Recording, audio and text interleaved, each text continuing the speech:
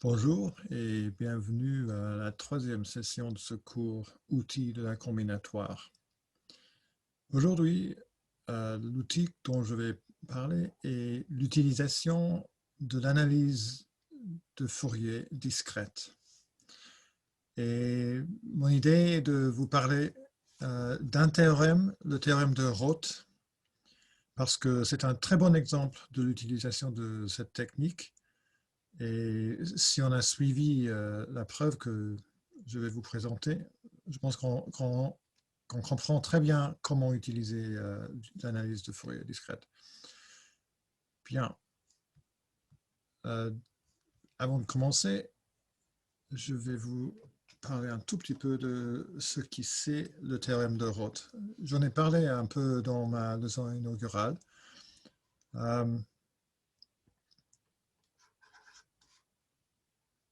Excusez-moi. Le théorème de Roth.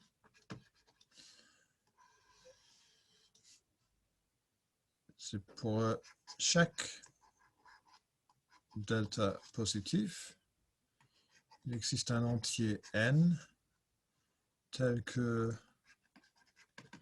pour chaque sous-ensemble A des entiers entre 1 et n. Et comme avant, je vais écrire cet ensemble comme ça, de temps en temps.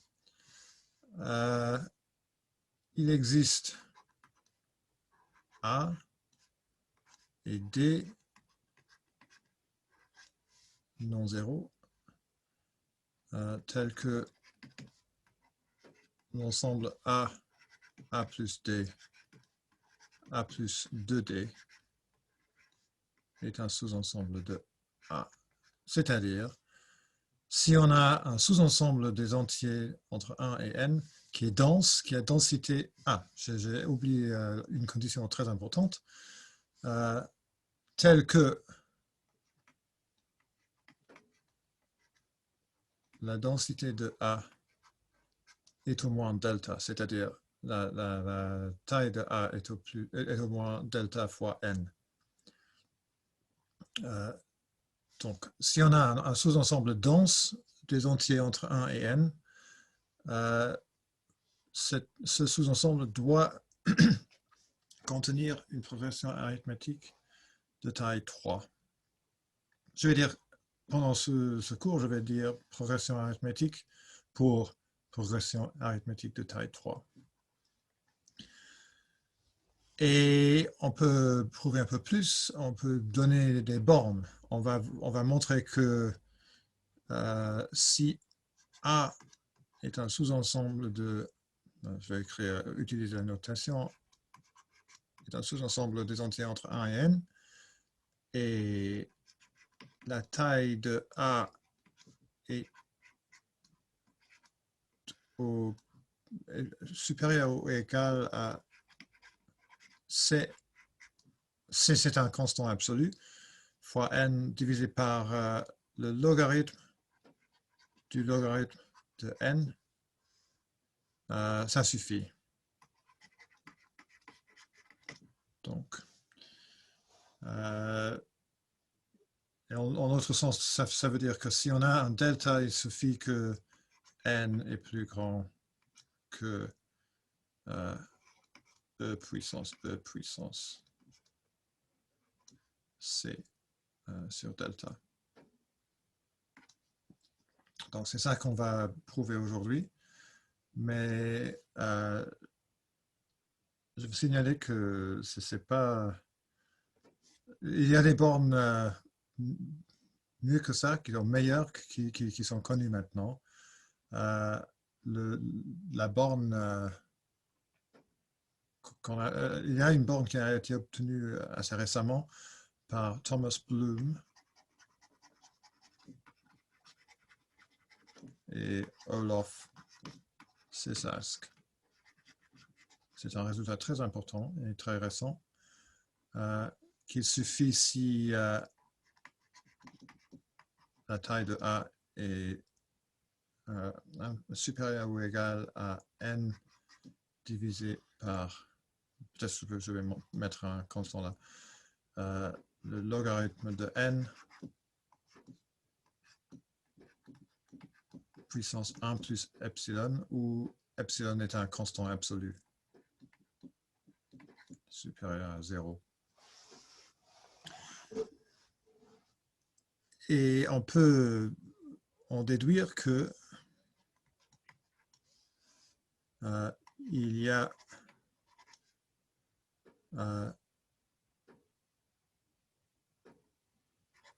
un nombre infini. Non, je vais dire quelque chose un peu différent, mais c'est encore plus fort. Non, je vais dire ce que j'allais dire. Il y a un nombre infini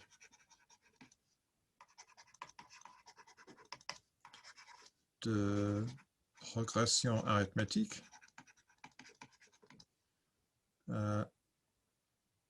A plus D, A plus 2D, tel que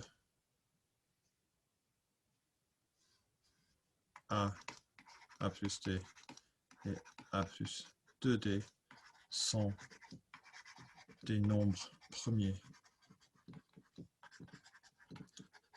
Et la raison est que la densité des nombres premiers est, ou le nombre de nombres premiers jusqu'à n est à peu près n divisé par le logarithme de n.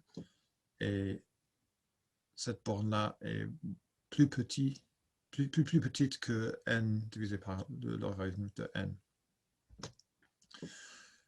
C'est un cas, maintenant on sait qu'on a, grâce à le théorème de Green et Tau, on sait qu'on peut trouver les progressions de longueur k pour chaque k.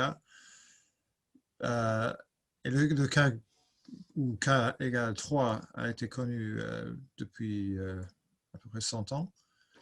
Mais cette preuve maintenant de Bloom et Sisask n'utilise que la densité des nombres premiers et pas la structure des nombres premiers. Alors c'est très intéressant. Mais on va pas, c'est beaucoup plus compliqué que ce que je vais vous montrer aujourd'hui. Et peut-être je devrais dire ou répéter, si vous avez vu ma leçon inaugurale, que le théorème de Roth est un cas spécial du théorème de Semeredi, où on cherche des progressions de taille k pour chaque k. Donc ici, c'est le cas où k égale 3. Donc, pour prouver ce théorème, on va utiliser l'analyse de Fourier discrète. Donc, je vais commencer avec une petite introduction à l'analyse de Fourier discrète. Et je vais commencer par une définition. Je vais écrire aux notations, je vais écrire Zn pour l'anneau Z divisé par n Z. Les nombres entiers modulo n. Et je vais écrire oméga pour E puissance 2 pi I divisé par n. Une racine de 1. Et maintenant, si j'ai une application f de Zn au nombre complexe, je veux définir la transformée de Fourier de f. Et je vais l'écrire, je vais le noter f chapeau.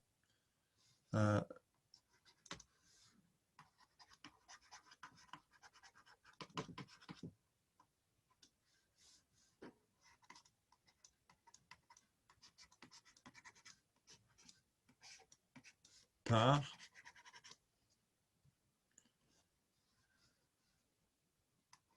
f chapeau de R égale l'espérance. Je vais parler un tout petit peu de ce que je veux dire par l'espérance dans un moment. Sur x de f de x multiplié par oméga moins puissance moins r x.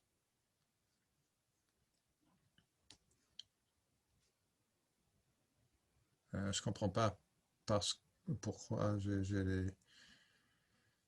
des lignes ici, mais je vais... ça va. Donc,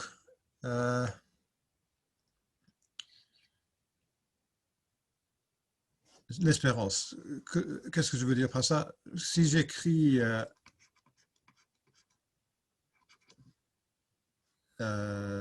l'espérance sur x et je sais que x est un élément d'un ensemble fini x, ça veut dire 1 sur x, la somme sur x. Donc c'est l'espérance si je choisis x uniformément au hasard de l'ensemble x. C'est juste pour une notation pour la moyenne qui est très utile. Je vais parler, juste avant de vous donner quelques propriétés de la transformée de Fourier discrète, je vais parler un tout petit peu du groupe abélien Zn. Parce que ici, j'ai un groupe, mais ce n'est pas qu'un groupe, c'est un groupe avec une mesure. Et la mesure est la mesure de probabilité uniforme. Mais pour ce Zn-là, le groupe est le même, c'est Zn, mais la mesure n'est pas la mesure de probabilité, c'est la mesure de comptage, c'est-à-dire où chaque ensemble d'un élément a mesure 1. Donc, il faut garder ça en tête quand je vous donne des propriétés. Et on peut même mettre un chapeau sur ce groupe-là, juste pour dire que je vais l'écrire ici. Zn, mesure de probabilité.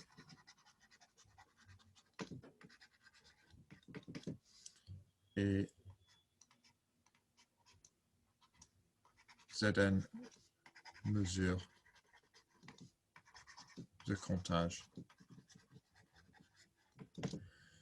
Donc, quand je parle des éléments, des sous-ensembles ou des fonctions sur Zn, je vais prendre l'espérance. Bon, d'habitude, je vais prendre l'espérance. Et quand je parle du groupe dual, je vais parler des sommes. Et je vais...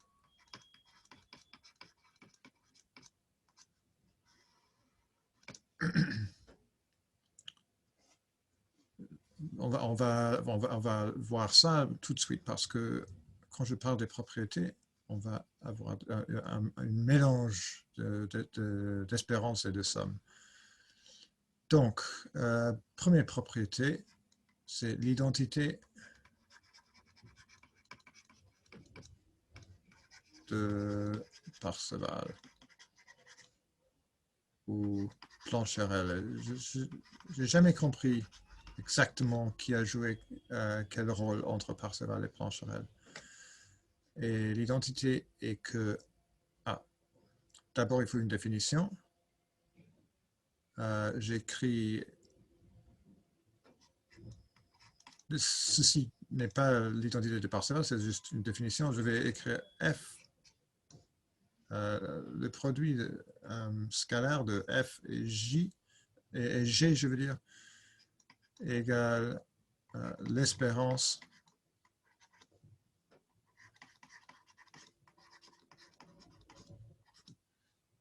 comme...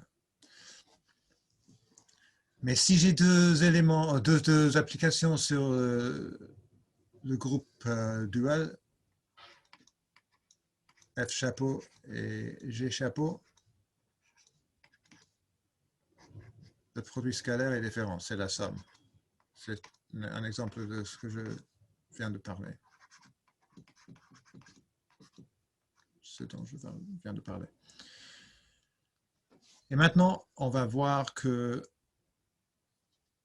Ah, j'ai pas de... Ah oui, on va voir que... peut-être juste pour souligner que c'est ces deux définitions. Je vais mettre les points là. Et maintenant, on va montrer que le produit scalaire des transformés de Fourier égale le produit scalaire des fonctions. Et la preuve n'est pas trop difficile. Il faut juste utiliser les définitions. On prend par définition le produit scalaire de F chapeau et G chapeau et la somme, parce qu'on est dans le groupe dual, pardon, la somme sur R,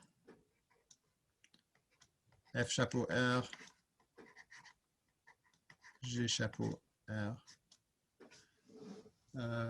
conjugué. Et maintenant, je vais utiliser la définition de la transformée de Fourier. Et on arrive à l'espérance sur x, f de x, oméga de moins rx. Je vais le mettre en parenthèse. Et l'espérance sur y, gy, oméga puissance moins r, y, et conjugué. Et je vais simplifier un tout petit peu et prendre les espérances et les mettre au début. Donc, je vais l'espérance sur x et y. J'ai un f de x, g, y. Et maintenant la somme sur r de oméga puissance moins r. Et ici j'ai un x et j'ai un moins y parce que j'ai la conjuguée sont là. Et cette somme-là égale quoi? Si x égale y, j'ai 0 ici, donc j'ai 0 ici, et oméga puissance 0 égale 1, donc j'ai la somme sur R de 1 et j'ai n. Donc juste la somme oméga moins R x moins y égale n si x égale y. Et si x et y sont distincts, la somme est 0. On prend la somme sur quelques racines d'unité qui sont bien distribuées sur le cercle et on arrive à 0. On peut le vérifier très facilement. C'est la somme d'une progression géométrique.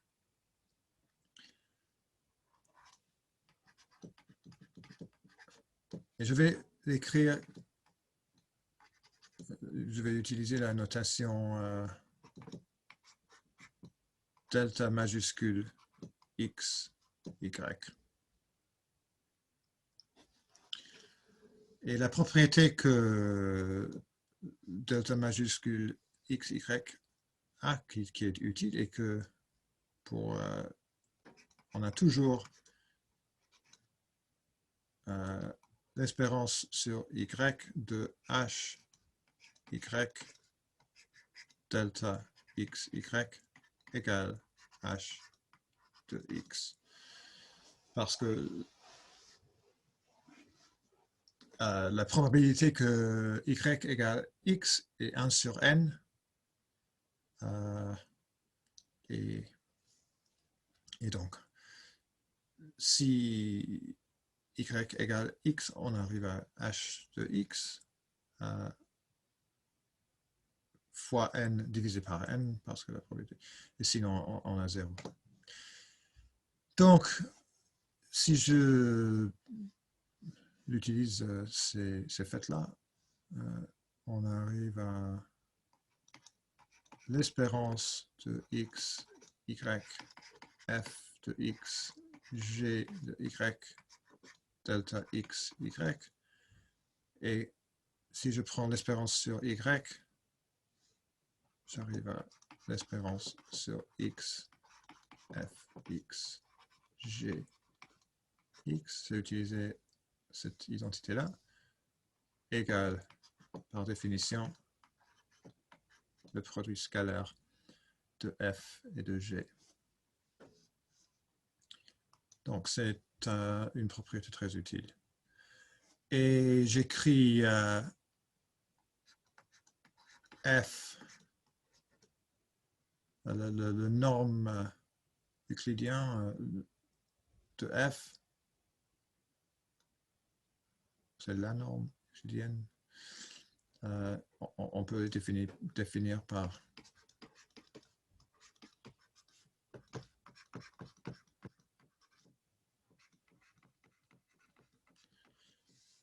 en général, on écrit fp, on définit le norme fp par fp puissance p égale l'espérance sur x de f x p. Mais comme on peut imaginer, si on a une application définie par sur Zn chapeau, on utilise les sommes. Donc,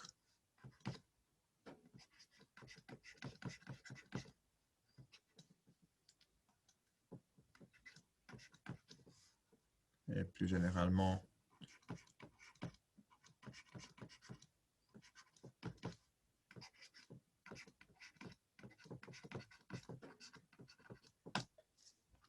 voilà, ça, c'est des définitions utiles.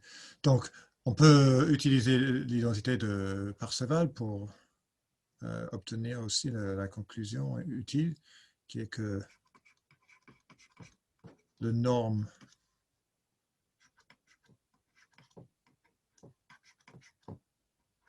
d'une application égale le norme de la transformée de Fourier de cette même application. Deuxième propriété,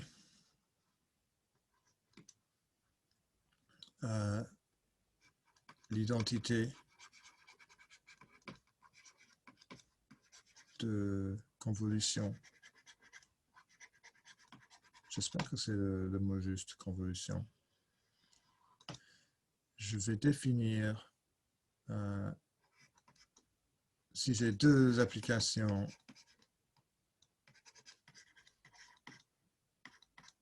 sur Zn, je définis leur convolution f étoile g par f étoile g de x égale l'espérance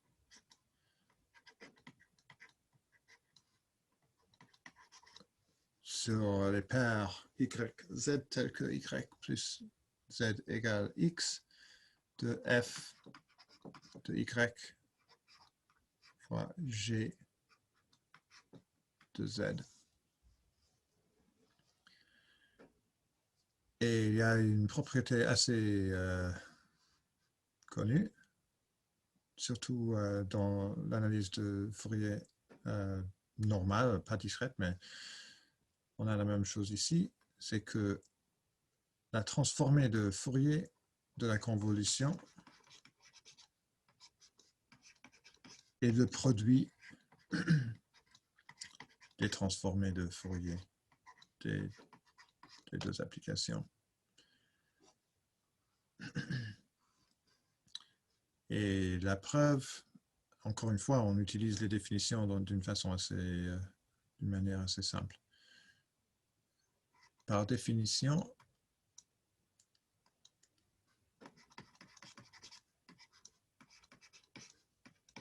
c'est l'espérance sur x de f étoile g de x oméga puissance moins r x.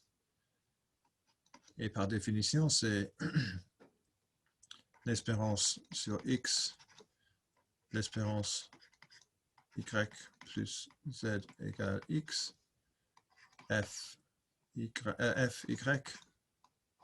g z oméga puissance moins rx, et je vais écrire, puisque y plus z égale x, je vais écrire y plus z. Je vais remplacer le x par y plus z, ça ne fait rien.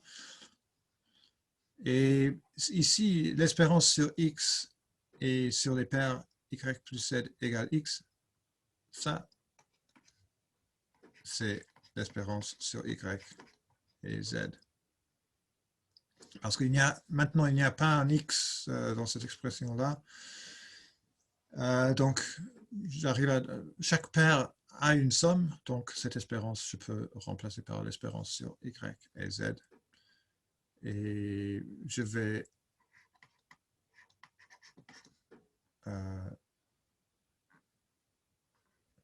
prendre le oméga puissance moins ry et le mettre ici.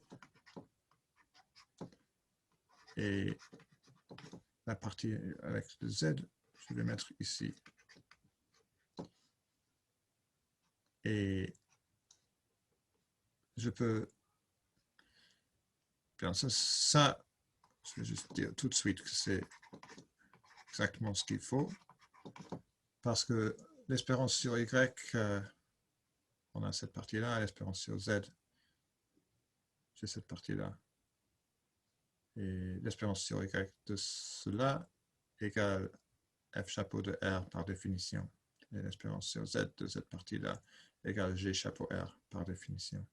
Et c'est la preuve de l'identité de convolution. Et la prochaine identité,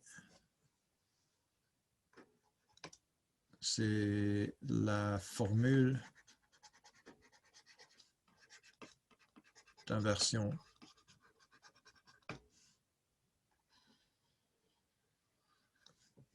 c'est que si on sait la transformer, si on est donné la transformée de Fourier d'une application f, on peut obtenir le f.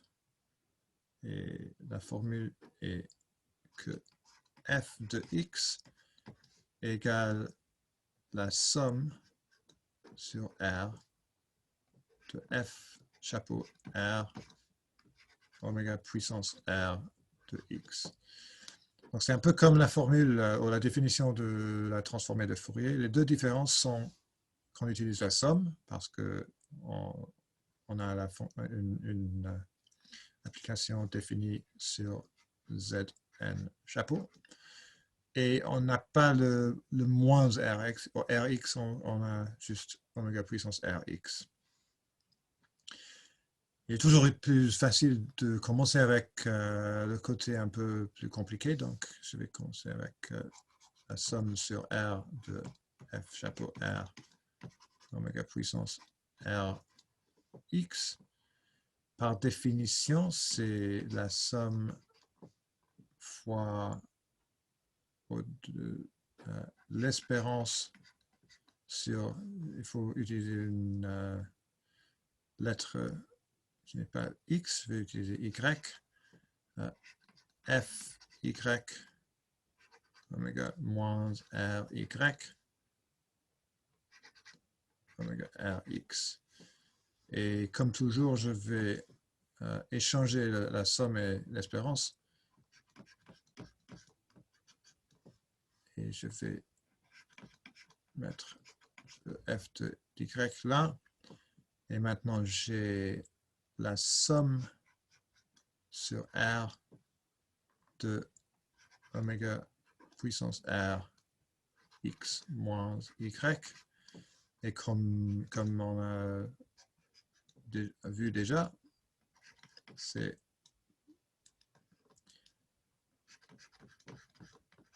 cette somme-là égale delta x, y égale f de x, ce qui est ce qu'on cherchait. Et il y a quelques autres petites propriétés. Les trois propriétés que je viens de vous présenter sont les propriétés les plus importantes, mais il y a trois autres propriétés, deux ou trois. Si A est un sous-ensemble de Zn,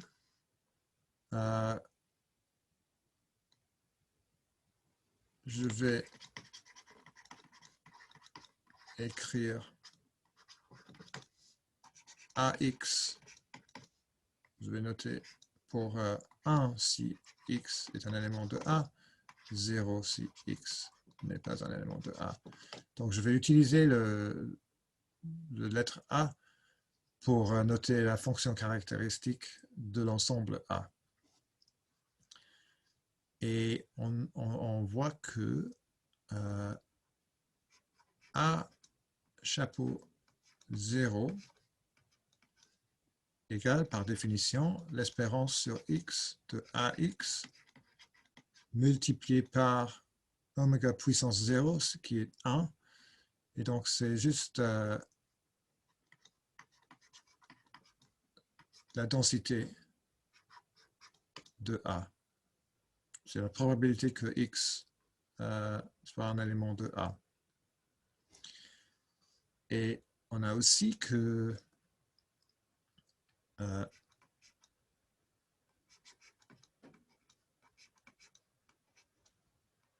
norme carrée de A chapeau égale par l'identité de Parseval, la norme de A égale l'espérance de AX carré égale l'espérance de AX parce que A prend des valeurs 0 et 1 égale, encore une fois, la densité de A. Les deux faits-là sont assez utiles, mais pas difficiles.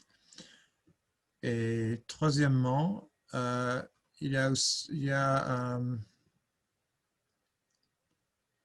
je pense qu'on peut dire l'identité, peut-être que je vais dire la règle de dilatation. Je ne sais pas si c'est... Mais si A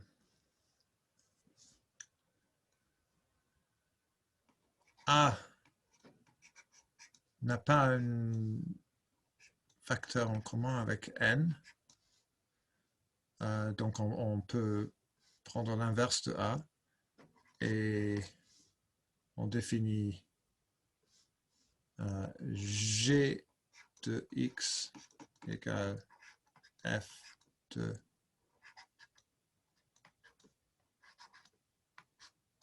A inverse multiplié par X. Pour chaque X, on a que G chapeau R égale F chapeau A fois R. Et la preuve est très simple. C'est que G chapeau R, par définition, égale l'espérance sur X, Gx qui est F A inverse X, oméga puissance moins Rx. Et maintenant, je vais substituer Y égale A moins 1 fois X. Et arrive à l'espérance sur y de f y oméga moins r à y, x égale à y, y égale a moins 1 fois x. Et ça, par définition, égale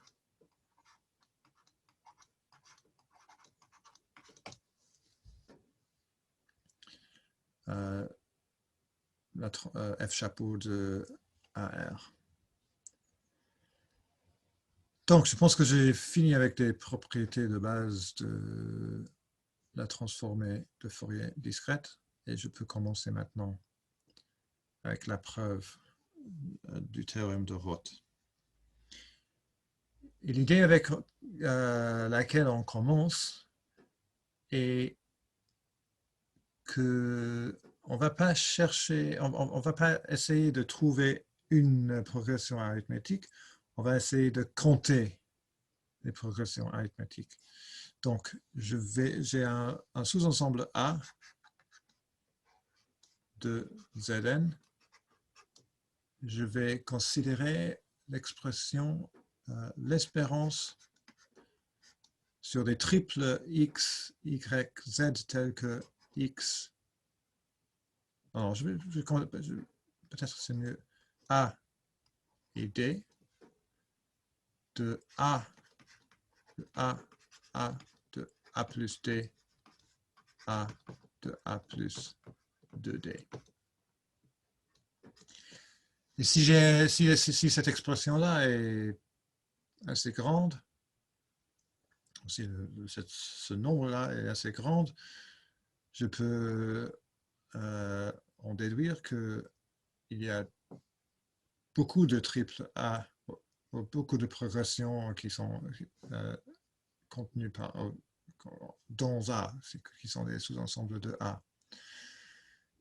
Mais il y a un petit problème qui est que Zn, c'est le groupe des entiers modulo n, et je ne veux pas compter les progressions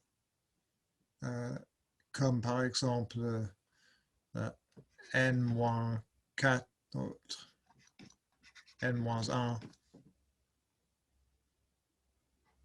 2. Ici, j'ai ajouté 3, j'ai ajouté encore une fois 3 modulo n, mais si j'ai ce que je veux dire, si je commence avec un sous-ensemble de n et je dis que n est égal, c'est-à-dire si j'identifie les éléments de n avec les éléments de Zn d'une manière pas tout à fait naturelle, je trouve qu'il y a des progressions ici qui ne sont pas les progressions ici. Voici un exemple. C'est A égale n-4 et D égale 3. C'est une progression que dans cet ensemble-là, on voit comme 1, 2 et 3, qui n'est pas une progression arithmétique. Mais ce n'est pas une catastrophe parce que il y a une astuce pour que ce problème ne soit pas un problème très problématique. Et l'astuce est de considérer 3 ensembles, A, B et C. Et je vais examiner l'expression l'espérance sur A et D de A à B de A plus D de C de A plus 2D. Et l'idée, et la raison que l'analyse de Fourier est utile, est que cette expression-là, on peut réécrire en utilisant l'analyse de Fourier. Ce n'est pas trop difficile. On commence par observer que c'est égal à l'espérance sur du triple x, y, z tel que x plus z égale 2 fois y, c'est-à-dire y est la moyenne de x et z, de a de x, b de y, c de z. L'addition ici est dans le groupe Zn. Ici aussi. Et je vais substituer U égale 2Y pour réécrire cette espérance-là. X plus Z égale U A de X, et je vais mettre C de Z ici, et B de Y égale U sur 2. Et maintenant une petite notation, B2 de U égale B de U sur 2. Juste pour...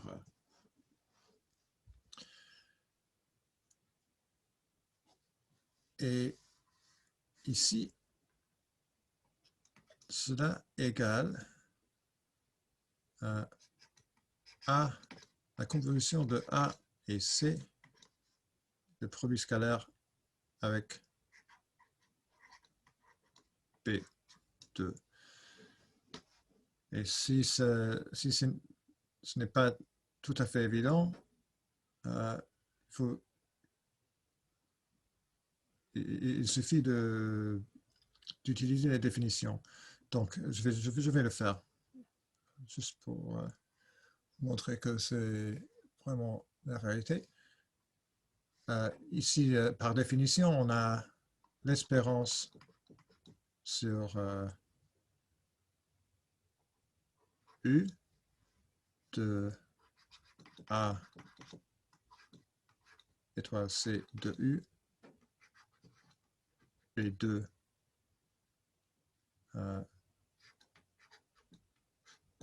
de U. Mais B2 est une application réelle, donc il n'est pas nécessaire de mettre de conjuguer. Et maintenant, si j'utilise la définition de la convolution, j'arrive tout de suite à l'espérance sur X et Y. Et le B, si j'utilise la définition de B2, j'arrive à B de U divisé par 2. Donc, c'était juste pour en parler un tout petit peu plus. Mais on a cette expression ici. Et maintenant, on est très content parce que on a un produit scalaire et on a une convolution et on peut utiliser les propriétés de la transformée de Fourier. Donc, en utilisant les règles, l'identité de Parseval et l'identité de la convolution, on arrive à cette expression-là. Parce que par l'identité de Parseval, il y avait une expression, je peux le faire dans deux pas, parce que c'est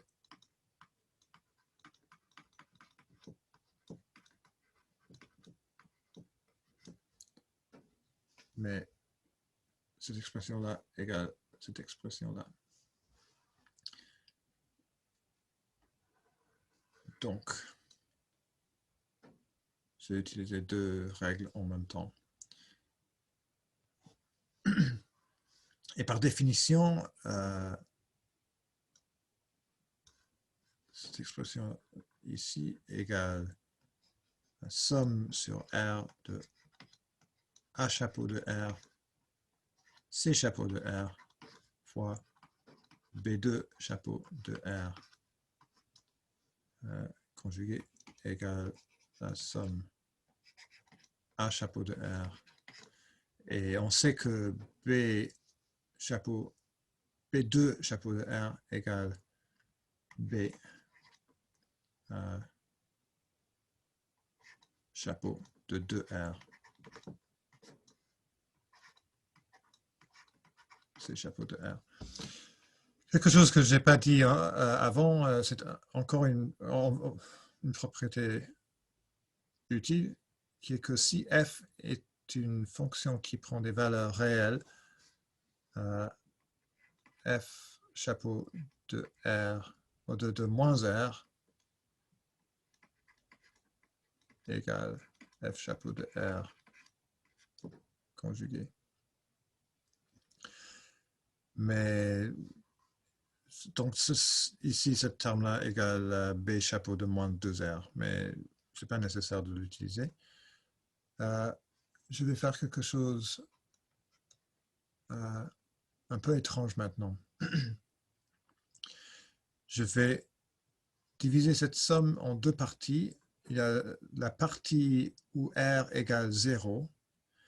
Et quand R égale 0, j'arrive à... Peut-être que je vais...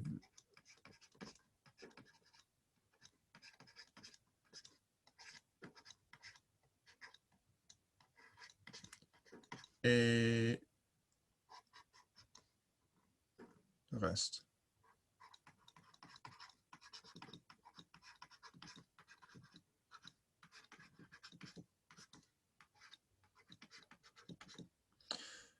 Et maintenant, je vais faire une assumption. Je vais que n est impair. Ce n'est pas très important, mais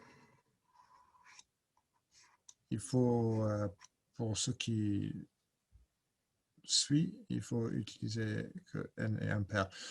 C'est parce que je veux que 2 a une inverse modulo n. Et un petit peu de notation parce que ça va être convenable. Je vais écrire alpha pour la densité de A, bêta pour la densité de B et gamma pour la densité de C. Et avec tout ça, je peux réécrire la somme que j'ai ici par... Et vous vous rappelez que... je vous rappelle que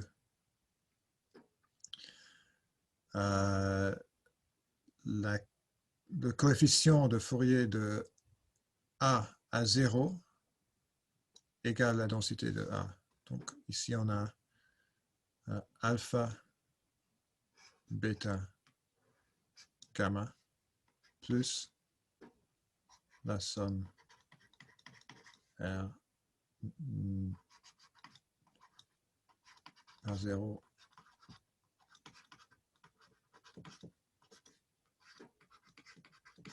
plus le reste.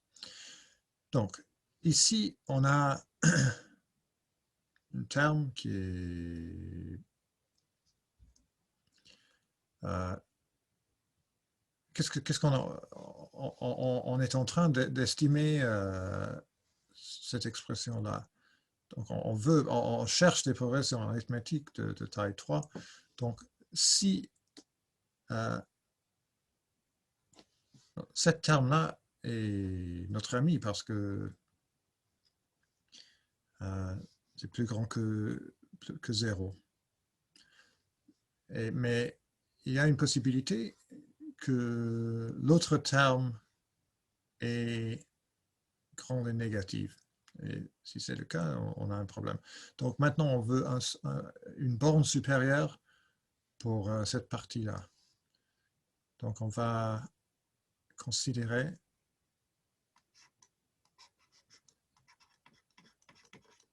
la valeur absolue de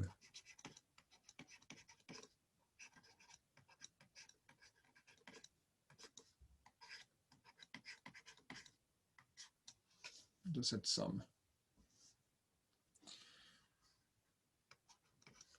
Et c'est au plus le maximum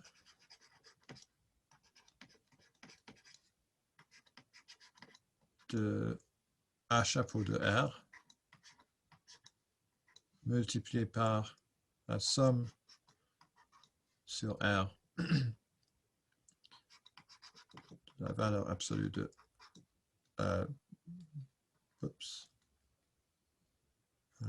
B chapeau de R et C chapeau de R. Et maintenant, je vais utiliser l'inégalité de Cauchy-Schwarz pour obtenir une borne supérieure pour cette somme-là. Donc, c'est au plus le maximum R non zéro de la somme sur R de B chapeau R carré, racine carrée, la somme sur R de C chapeau R carré, racine carrée. Il fallait un 2 ici, mais en réalité, ce 2 ne change rien parce que... Donc j'ai ajouté le R égale 0 ici parce que tout est positif, ça je peux parce que j'ai une inégalité là. Donc remplacer R par 2R ne change rien parce que N est impair. Donc si je prends la somme sur R, c'est la même chose que prendre la somme sur 2R. Donc ici j'ai le maximum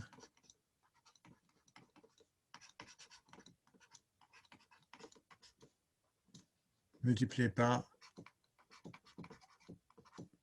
norme de B chapeau, norme de C chapeau. Et comme on a vu, cette norme égale la racine carrée de B, et ici la racine carrée de bêta et la racine carrée de gamma, égale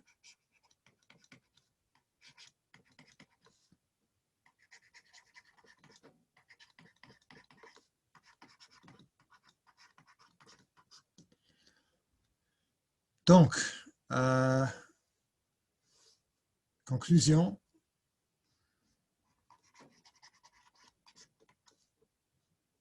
si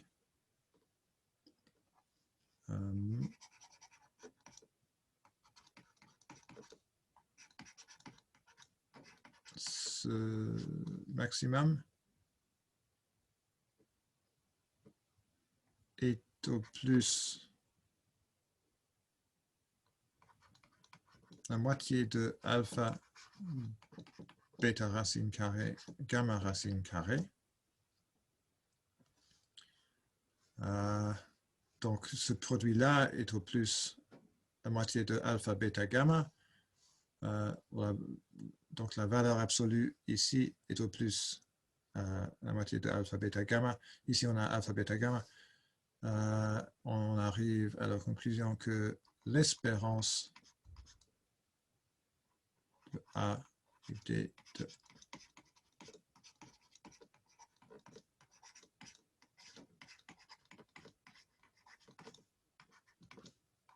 est au moins la moitié de alpha bêta gamma.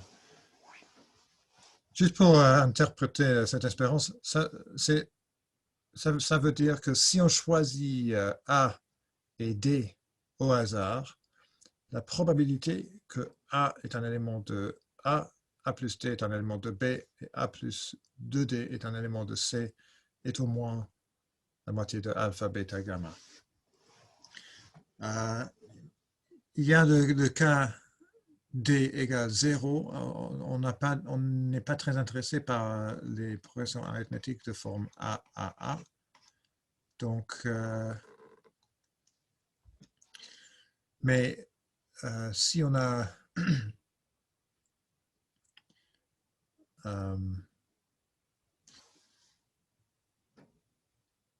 c'est un problème, sauf c'est pas un problème si alpha n est grand, parce que la probabilité que d soit 0 est 1 sur n. Donc, si la moitié de alpha beta gamma est plus grand que 1 sur n, et on a cette inégalité-là, on sait qu'il y a des vraies progressions arithmétiques dans A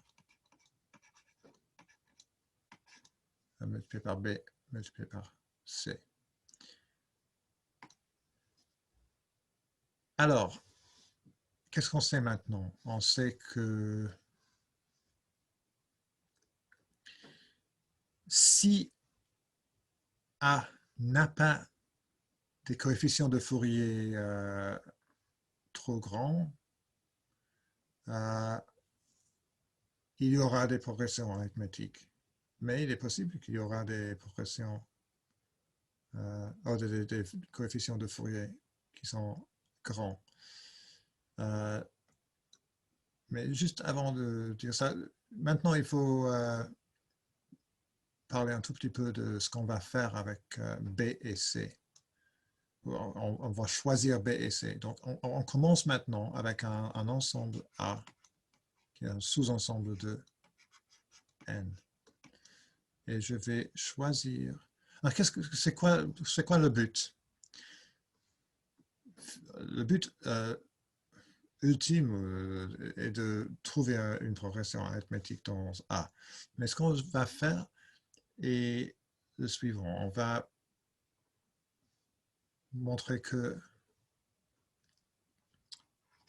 si A ne contient aucune progression arithmétique, alors il y a une progression arithmétique P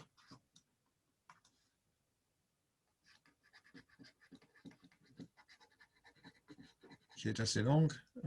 On va voir dans un moment ce qu'on peut dire sur la longueur de P, telle que la densité de A dans P est plus grande que la densité de alpha. Alpha plus epsilon multiplié par P. Pour un epsilon on va voir ce qui c'est. Je peux vous dire, c'est alpha carré divisé par 40. Si on a quelque chose comme ça, on peut utiliser une itération. On peut dire, si A ne contient aucune progression arithmétique, on trouve une progression longue dans laquelle la densité de A est un peu plus grande que la densité de A dans les entiers entre 1 et n.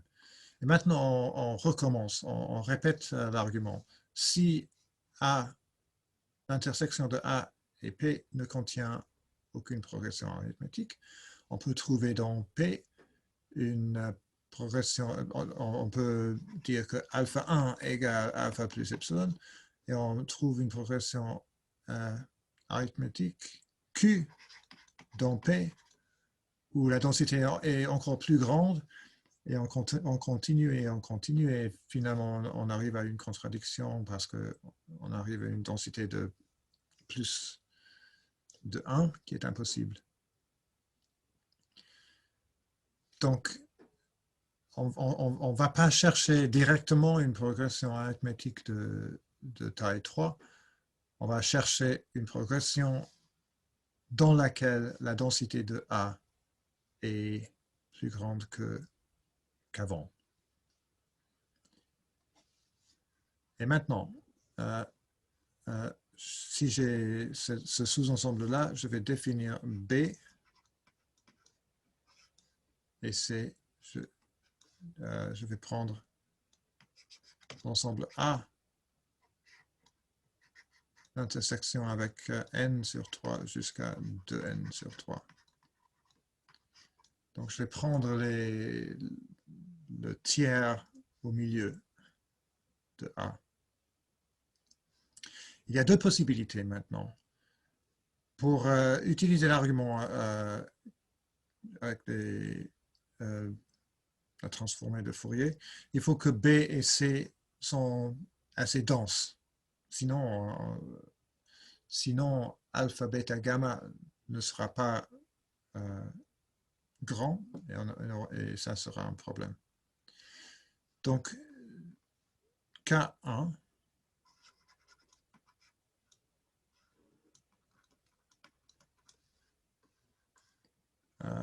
bêta est moins grand que n sur 5.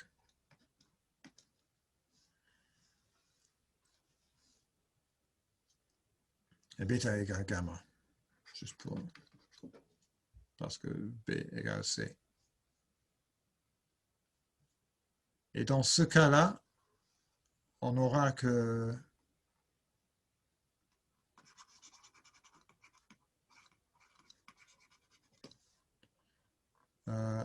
A égale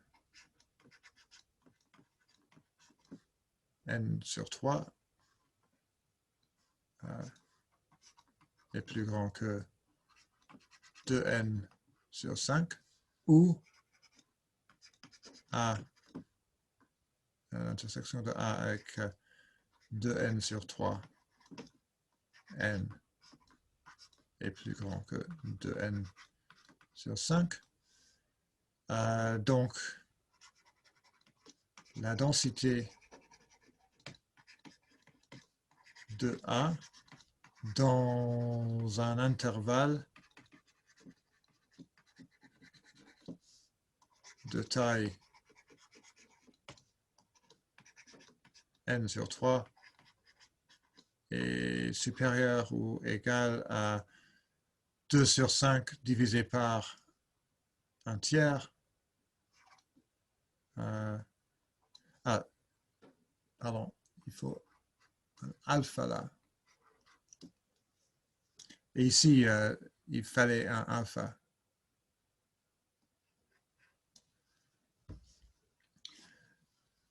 Donc, je vais répéter. La densité de A est alpha. Si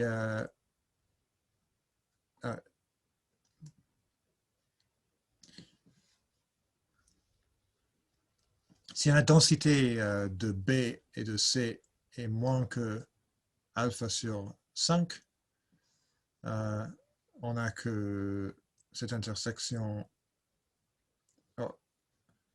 parce que ça veut dire que la taille de B, c'est la même chose que dire que la taille de B est au plus alpha n sur 5. Mais la taille de B plus la taille de cette intersection-là plus la taille de cette intersection-là égale alpha fois n. Donc, au moins un de ces deux inégalités doit être vrai.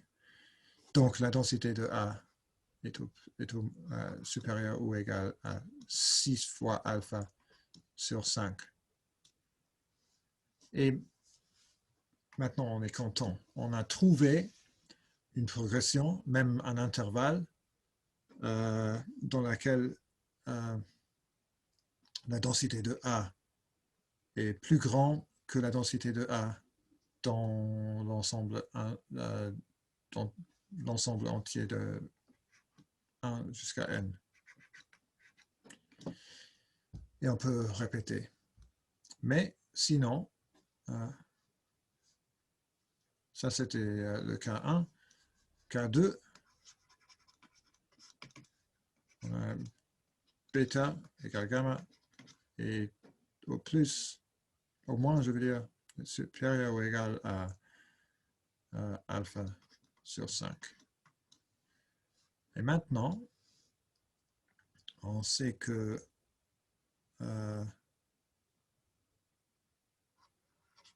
si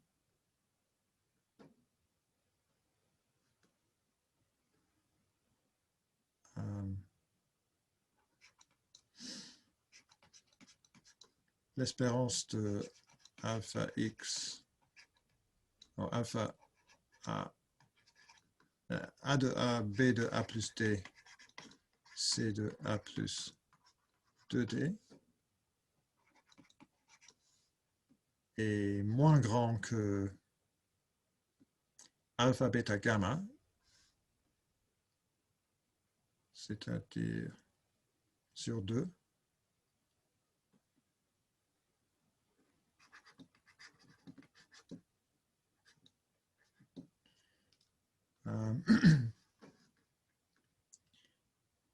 il existe R pas égal à 0, tel que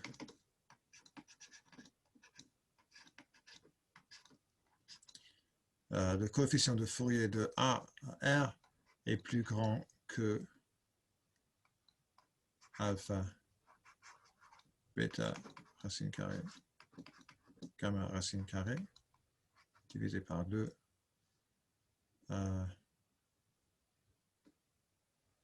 égale alpha carré divisé par 10, parce que bêta racine carrée fois gamma racine carrée égale bêta égale alpha sur 5. J'arrive à alpha carré sur 10. Et pour cela, j'ai utilisé cette inégalité-là. Donc, j'ai utilisé le contrapositif de cette implication ici. Donc, si on n'a pas cette inégalité-là, on n'a pas cette inégalité-là, c'est-à-dire il y a un R tel que le coefficient R est plus grand que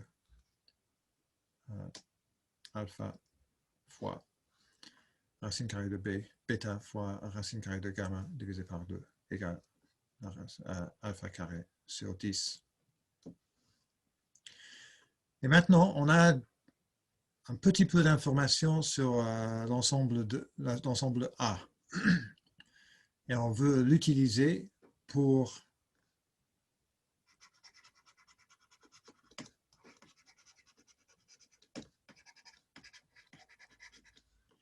on veut trouver une progression arithmétique P telle que A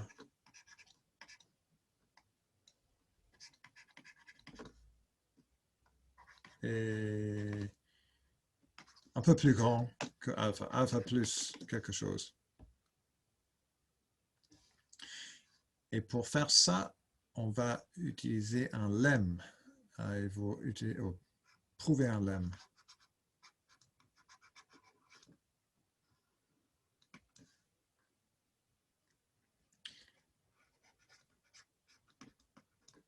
Soit θ, un nombre réel, et soit n, un entier positif,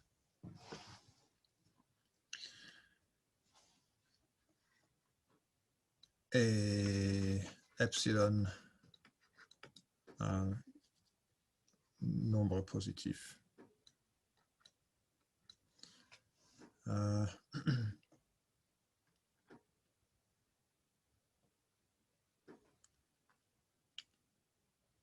On peut trouver une partition de n en progression arithmétique P1 jusqu'à Pm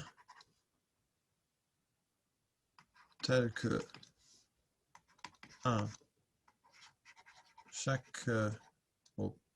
pour chaque i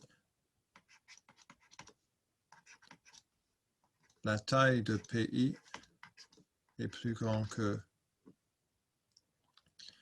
un constant qui dépend sur epsilon fois la racine carrée de n. Et deuxième propriété, pour chaque x, y élément de PI, on n'a que E puissance I θ x moins E puissance I θ y est moins que inférieur ou égal à epsilon. Donc, c'est-à-dire on peut trouver des progressions assez longues telles que la fonction E puissance I θ x est à peu près constante dans chaque progression.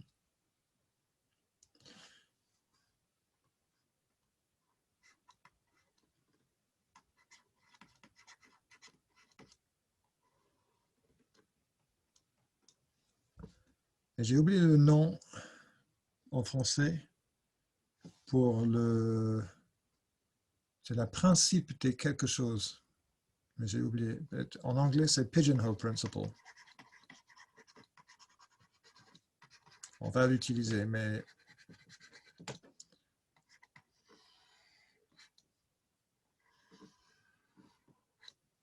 si on a n pigeons et moins que n boîtes pour les pigeons, il faut mettre 2 pigeons dans la même boîte. Donc, entre les... je vais choisir un entier R. Donc, parmi les nombres 1, E puissance I θ, E puissance 2I θ jusqu'à E puissance R I θ, il existe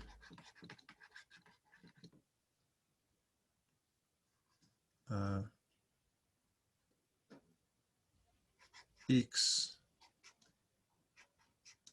moins que y tel que E puissance I,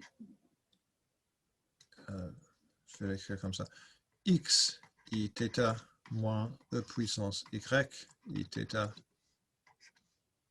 est au plus 2pi divisé par r. C'est parce que les nombres E puissance x I θ sont des éléments du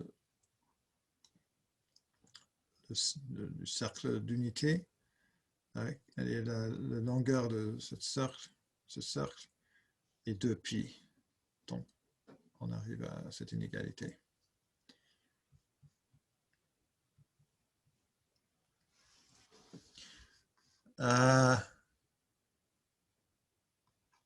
Si on écrit D pour la différence y moins x, on peut diviser par E puissance x I θ et on arrive à la conclusion que 1 moins E puissance d I θ est toujours inférieur ou égal à 2pi divisé par r. Et par l'inégalité triangulaire,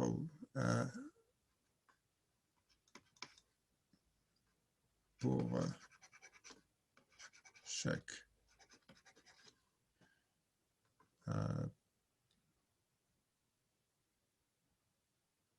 J 1 moins E puissance J d I θ est au plus 2 pi sur R fois J.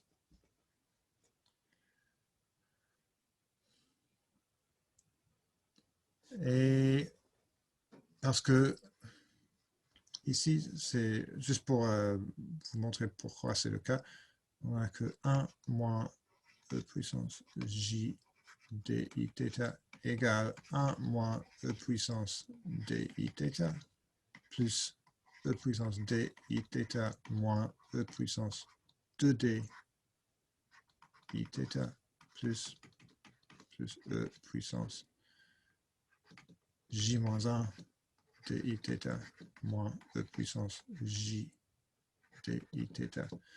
Et chaque paire là est au plus à valeur absolue inférieure ou égale à 2 pi divisé par R. Et donc, la valeur absolue de ce côté-là est au plus 2 pi sur R multiplié par J. Et donc, si P est une progression arithmétique de taille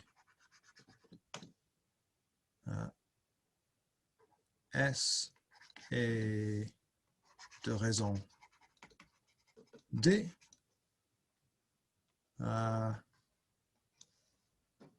on a que pour chaque x, y dans P, E puissance x d I θ moins E puissance y d I θ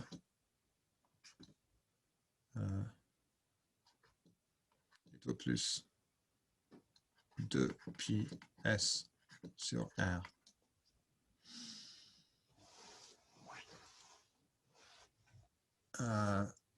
Et si S est au plus epsilon R sur 2 pi, on a que cette borne-là est au plus epsilon. Donc il suffit maintenant de trouver une partition de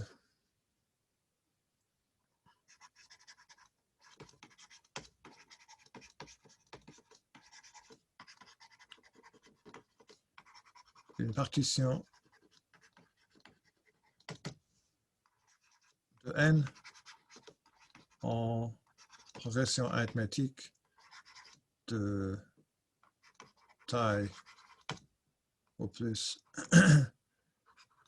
de pi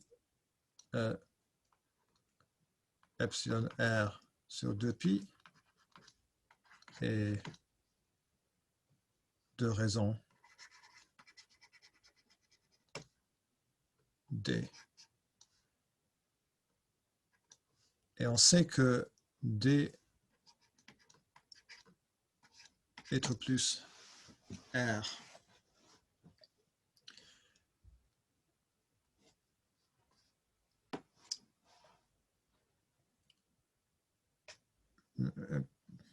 On peut commencer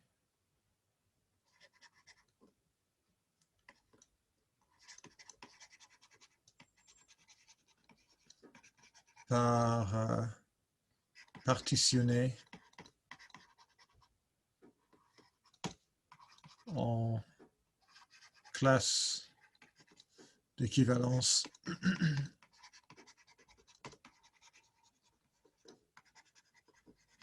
modulo D.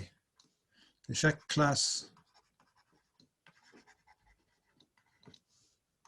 a taille à peu près n sur au moins n sur R parce que D est inférieur ou égal à R.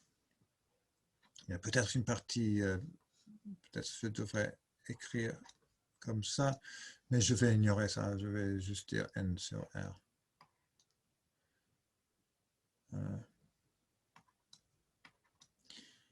Et si n sur r est plus grand que epsilon r sur 2pi,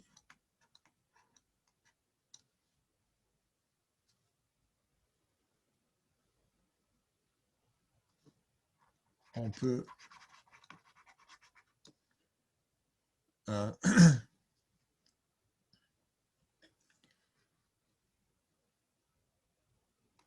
partitionner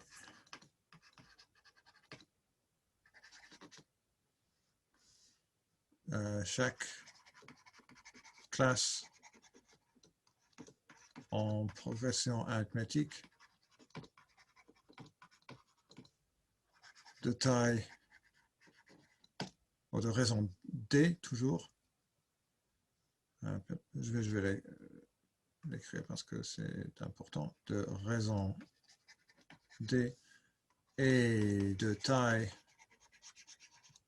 entre epsilon r sur 4pi et epsilon r sur 2pi. Donc, il faut maximiser maintenant la valeur de R. On choisit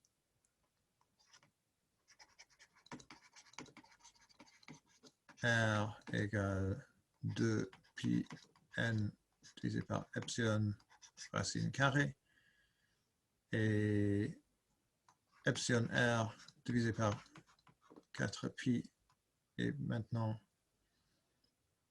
égale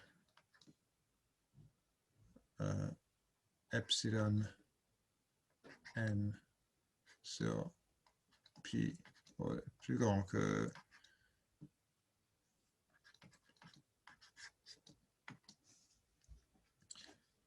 cela. Donc maintenant on a trouvé les progressions de taille plus grand que cette borne-là, telle que la différence entre E puissance E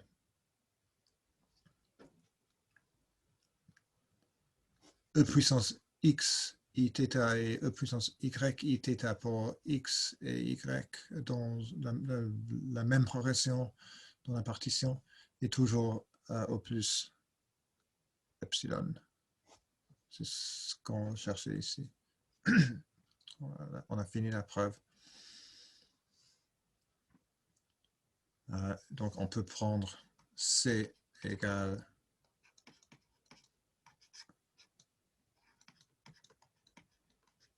un sur 4 multiplié par la racine carrée de epsilon sur pi.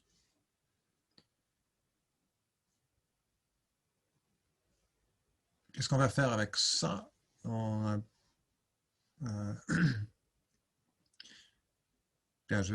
il faut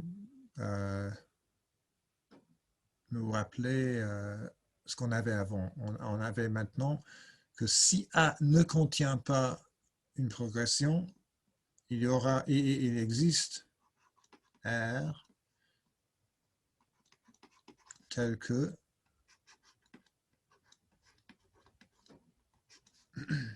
le coefficient à chapeau de R est au moins alpha carré divisé par 10. Maintenant, pour les raisons techniques, je vais définir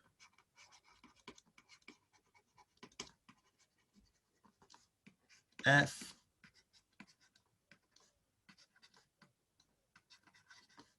par f de x égale 1 moins alpha si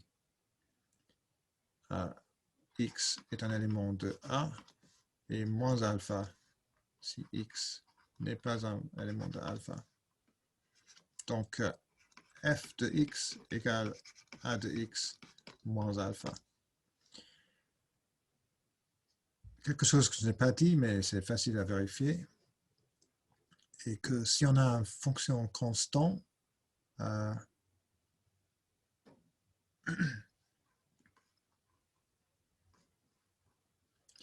Si on a une fonction g, si gx égale lambda pour chaque x, donc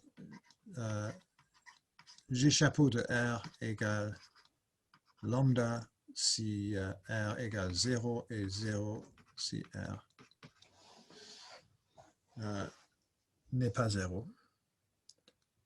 Et donc,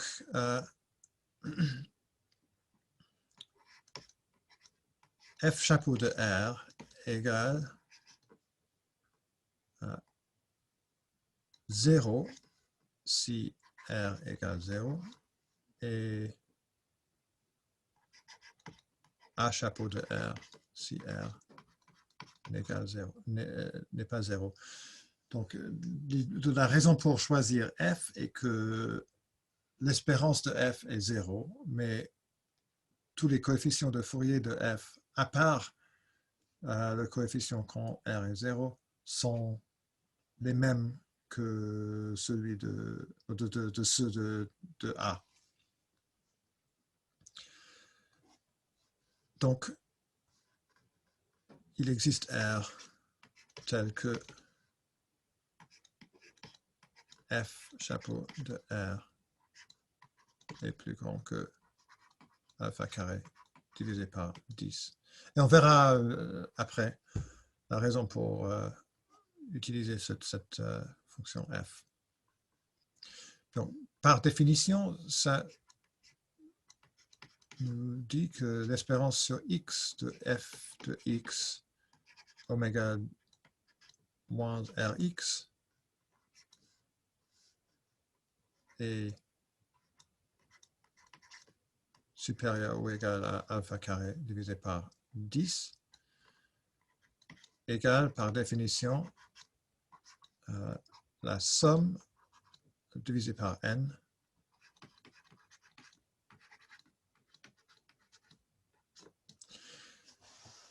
et maintenant j'ai des progressions P1 jusqu'à Pm et dans chaque progression je vais j'ai la borne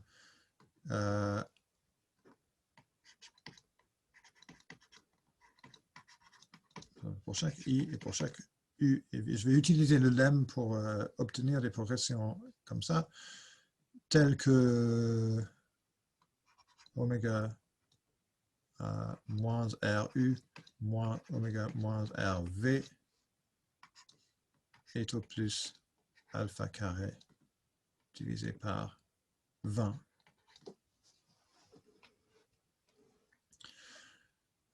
Et j'aurai aussi que chaque PI est au moins C multiplié par la racine carrée de n, où C, qu'est-ce que j'avais avant? J'avais 4 racines carrées de epsilon sur pi, c'est alpha carré sur 20 pi, alpha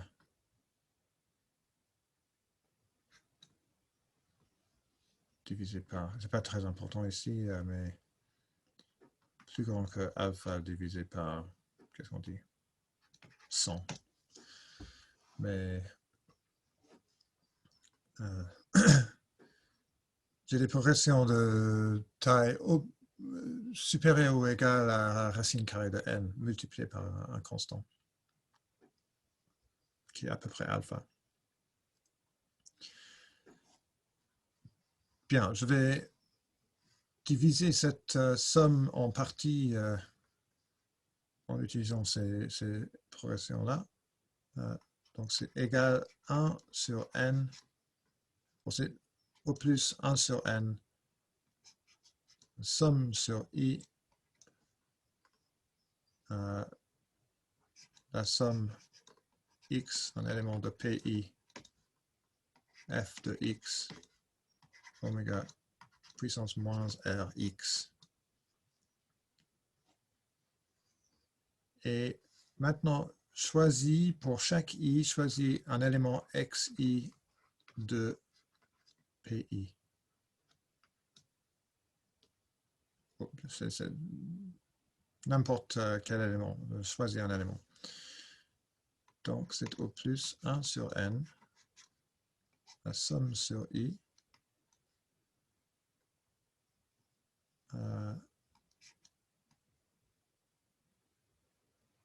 la somme sur x, élément de pi,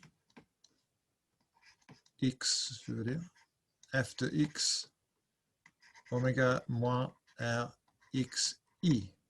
J'ai remplacé ce x par xi, et maintenant il faut ajouter quelque chose d'autre.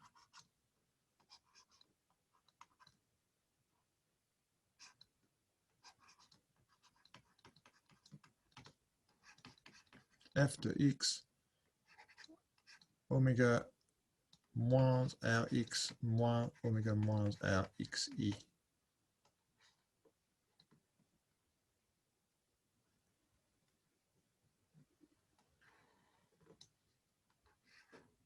Voilà.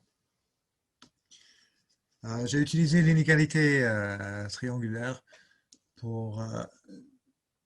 D'abord, j'ai écrit oméga puissance moins Rx comme oméga puissance moins Rxi plus oméga puissance moins Rx moins oméga puissance moins Rxi. Et j'ai divisé la somme en deux parties, comme ça. Et chaque terme ici est au plus alpha carré divisé par 20. F prend des valeurs entre moins 1 et 1. Donc, la valeur absolue de f est au plus 1. Donc, la somme de tout cela est au plus alpha carré sur 20 multiplié par n, et je divise par n. Et donc, je peux déduire de tout cela que je vais multiplier par n en même temps. Je vais en déduire que la somme sur i de la somme de x, un élément de pi de f de x, et c'est un constant de valeur absolue 1, donc ça ne fait rien, ça ne change rien si je l'enlève, est plus grand que alpha carré divisé par 20 multiplié par n. Donc, qu'est-ce que j'ai fait là? D'abord, ce terme-là est au plus alpha carré divisé par 20. Donc, je peux dire que ce terme ici est au moins alpha carré divisé par 20. Je multiplie par n, et j'ignore ça parce que ça ne fait rien. J'arrive à la somme sur i de la somme de f dans pi, valeur absolue, est au plus alpha carré divisé par 20 multiplié par n. Mais il y a quelque chose d'autre qui est trivial, qui est que la somme sans la valeur absolue ici, c'est juste la somme de fx sur tout x qui est égal 0. Et je vais mettre les deux ensemble, les deux, pour obtenir la somme sur i de la somme de la valeur absolue de fx plus la somme de fx est plus grand que alpha carré sur 20 multiplié par n. Et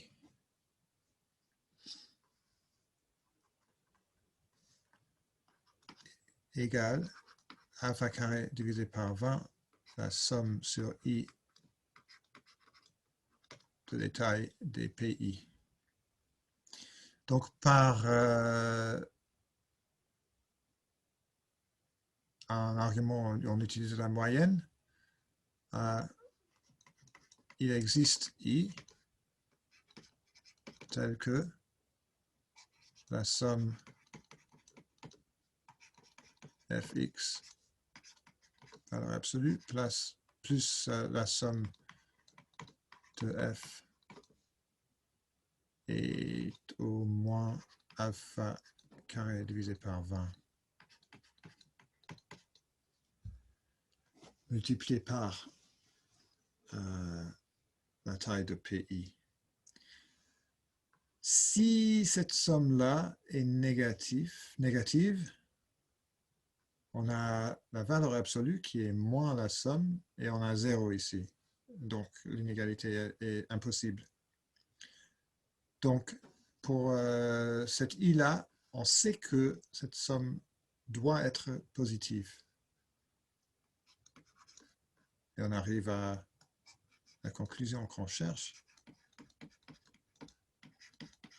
Donc, puisque la somme est positive, ici on a 2 fois la somme. Donc, la somme doit être au moins alpha carré divisé par 40.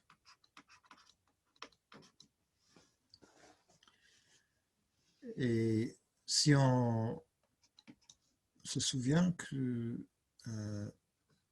cette somme de f égale a moins alpha, donc on a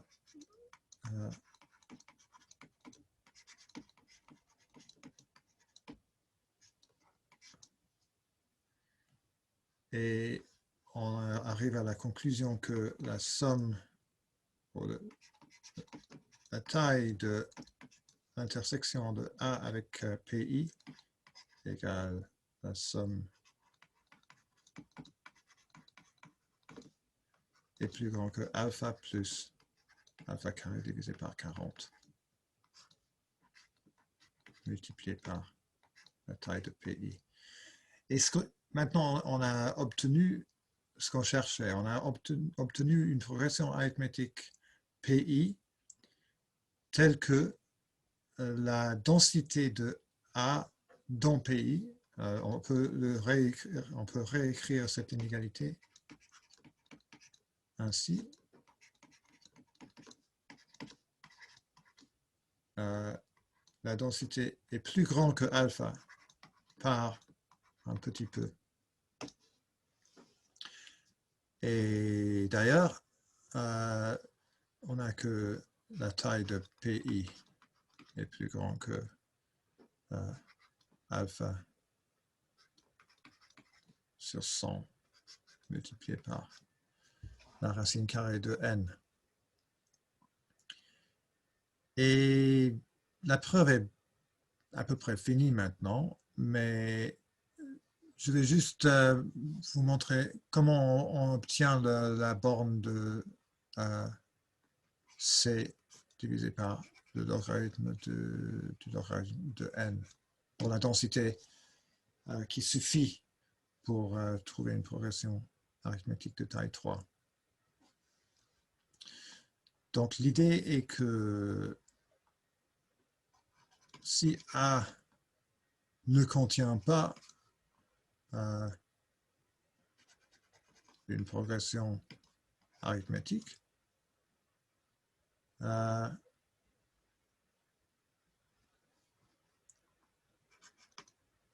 il y a une progression P de taille plus grand que la racine carrée de n à peu près, telle que la densité de alpha dans P est plus grand que alpha plus.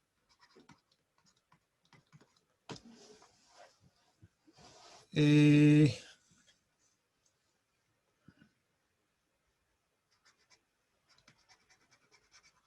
l'idée est de répéter cet argument.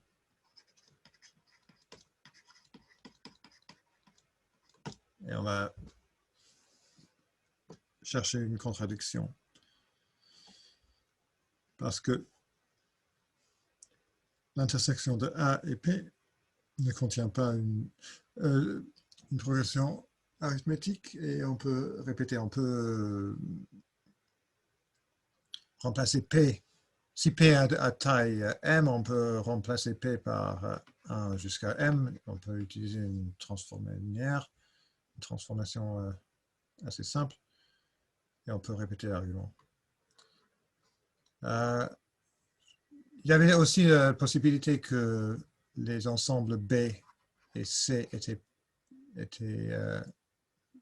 très petits, mais dans ce cas-là, on a une progression P encore plus grande et une augmentation de la densité qui est plus forte que celle-là, donc c'est encore mieux. Donc c'est le cas le pire. Une chose de plus qui est que j'avais besoin de prendre un nombre entier qui était impair. Et si la taille de P n'est pas impair, qu'est-ce qu'on fait? C'est facile, on prend la progression P de taille paire et on peut la partitionner dans deux parties de taille à peu près la taille de P divisé par 2 qui ont la taille impaire. Et dans un des deux parties, la densité de A est toujours au moins alpha plus alpha carré sur 40. C'est un détail pas difficile, mais je pense que je vais l'ignorer ici. Je vous ai donné l'idée. Ce n'est pas un problème si la taille de P est paire. On peut le diviser en deux parties. Bien, si on répète, on arrive à... Peut-être que je devrais dire maintenant, il y a une progression P de taille impaire qui est plus grand que alpha divisé par 200 multiplié par la racine carrée de n. Bien, on répète. La question maintenant est combien de répétitions sont possibles? Si on répète 40 sur alpha fois la densité,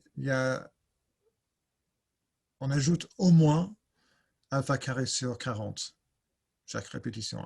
En fait, un peu plus parce que la densité après la première répétition n'est pas alpha, mais c'est supérieur ou égal à alpha plus alpha carré divisé par 40. Donc, l'augmentation est plus grande aussi. Mais la densité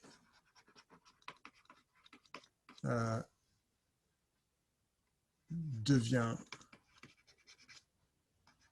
au moins 2 alpha.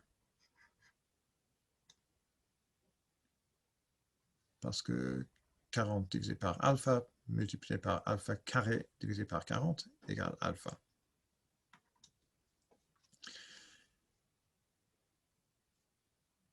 Mais maintenant, on peut dire que si on répète 40 divisé par 2 alpha fois, la densité devient au moins 4 alpha, etc. Donc, le nombre de répétitions avant une contradiction. Il y a une contradiction si la densité devient plus que 1, parce que c'est impossible. Et au plus 40 divisé par alpha plus 40 divisé par 2 alpha plus 40 divisé par 4 alpha plus, pardon, est au plus 80 divisé par alpha. Et il y a aussi une condition qui est nécessaire. Donc il faut vraiment nous rappeler tout le début de la preuve. qui est qu'il faut que alpha, bêta, gamma divisé par 2 soit plus grand que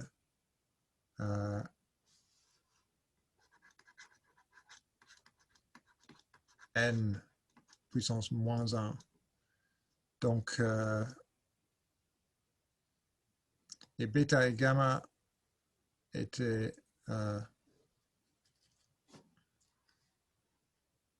alpha sur 5. Donc, on a une inégalité qu'il faut quelque chose comme... La répétition marche si la densité qu'on a à cette répétition, si alpha, bêta, gamma, c'est-à-dire alpha cube divisé par 50 est plus grand que n puissance moins 1.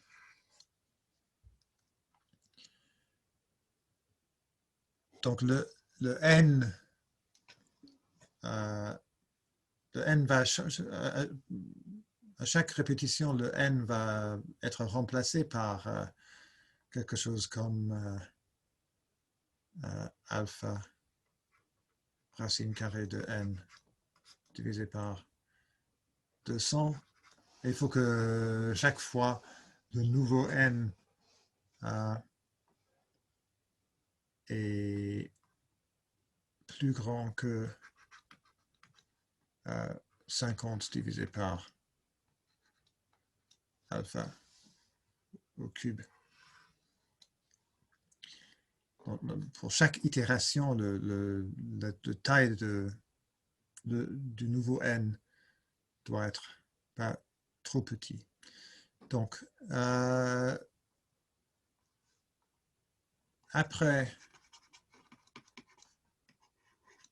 80 sur alpha répétition,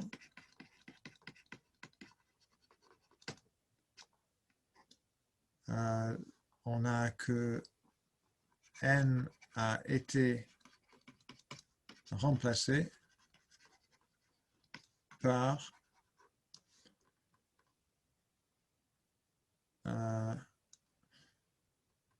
n puissance 1 sur 1 tiers puissance 80 divisé par alpha, quelque chose de plus grand que cela, si on a toujours, pour chaque itération, on a n, disons que ni est la valeur de n dans l'itération i, puissance 1 tiers est plus grand que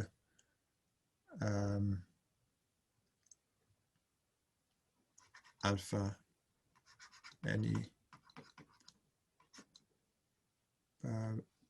racine carrée divisé par 200. C'est-à-dire que... désolé. Inférieur ou égal. Je remplace ni-1 par alpha ni racine carrée divisée par 200, mais c'est plus simple de le remplacer par la racine cube de ni. Et donc, si la racine cube est inférieure ou égale à cela, c'est bon.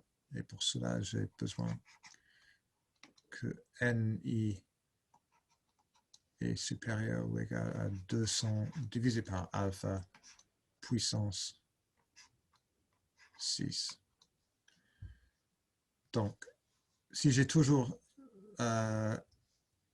cette inégalité-là, la preuve marche. Mais les détails ici ne sont pas trop importants.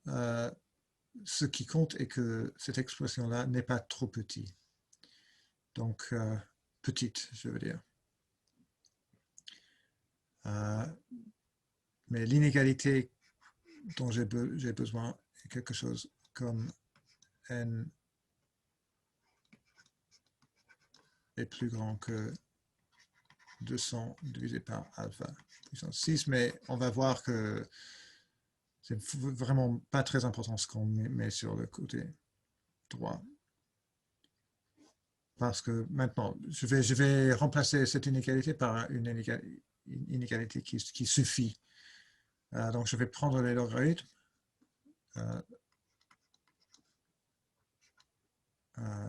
C'est un tiers puissance 80 divisé par alpha multiplié par le logarithme de n doit être plus grand que 6 fois le logarithme de 200 divisé par alpha. Et je vais prendre les logarithmes encore une fois. J'arrive à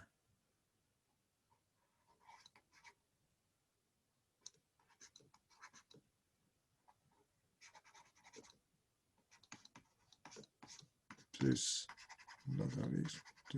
logarithme de n est plus grand que logarithme de 6 plus logarithme du logarithme de 200 divisé par alpha. Donc j'ai pris le logarithme 2 fois de ce nombre-là et maintenant il n'est pas aussi grand que ça. Et beaucoup moins grand que 80 sur alpha. Donc il suffit que... Ici on a moins le logarithme de 3. Donc il suffit que le logarithme du logarithme de n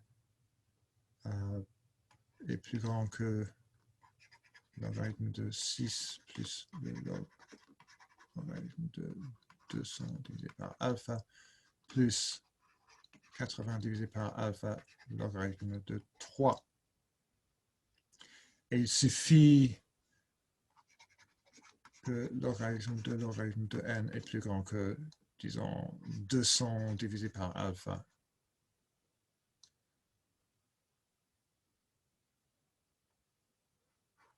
C'est une condition. Si on a ça, on a ça. Et donc, il suffit que alpha est plus grand que 200 divisé par le logarithme du logarithme de n. Bien, avant de finir, je veux souligner un ou deux aspects de cette preuve. Le premier aspect est que on a commencé par essayer de trouver une progression arithmétique. Mais c'est difficile, donc on a changé un peu le but. On va compter les progressions arithmétiques. Et quand on fait ça, on écrit une expression comme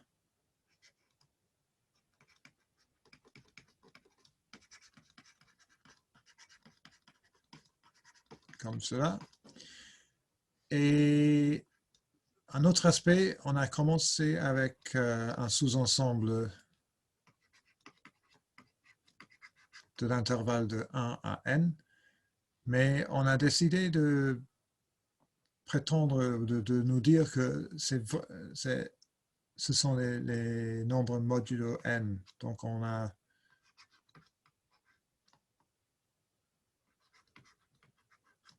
considéré un sous-ensemble du groupe Zn.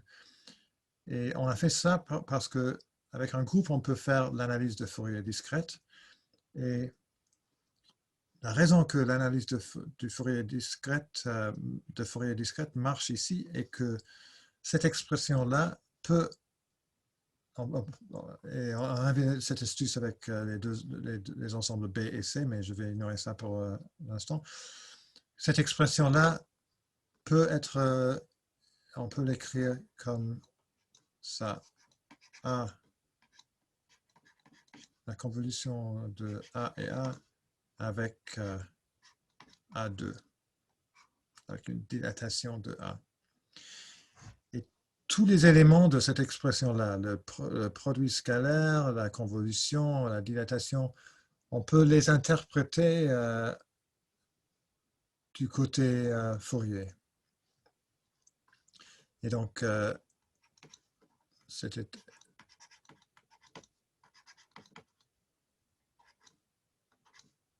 on a une expression comme ça, et on peut l'utiliser, et on arrive à la conclusion que s'il n'y a pas une progression, soit il y a beaucoup de progression arithmétique, soit il y a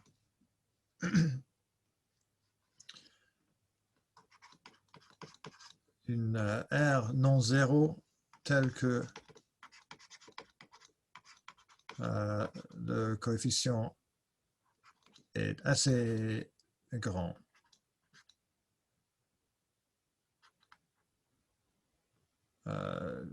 J'ai oublié. Oui, je pense que c'était alpha carré divisé par 10. Et ici, si on écrit la définition, c'est l'espérance de x ax oméga moins rx. Et ça nous dit qu'il y a un biais, un tout petit peu de structure dans l'ensemble A. Parce que si A était choisi d'une façon aléatoire, cette espérance-là serait très petite. Mais en réalité, on a cette borne inférieure. Cela nous dit qu'il y a un tout petit peu de structure dans l'ensemble A. Et on utilise ça pour obtenir qu'il y a une progression P telle que la densité de A dans P est plus grand que alpha plus alpha carré divisé par 40. Donc, l'argument a deux aspects. Il y a l'analyse de Fourier qui nous donne un coefficient de Fourier qui est assez grand, mais il y a aussi une partie combinatoire de l'argument où on obtient cette progression P où la densité de A, ou dans laquelle la densité de A est plus grande. Et ce mélange d'analyse et de combinatoire est typique de l'utilisation de l'analyse de Fourier dans les preuves combinatoires. Ce théorème est un des théorèmes fondamentaux de la combinatoire additive, c'est-à-dire la combinatoire des sous-ensembles des entiers et plus généralement des sous-ensembles des groupes. Mais maintenant, j'ai fini, mes 2 heures sont finies et je vais terminer. Merci pour votre attention.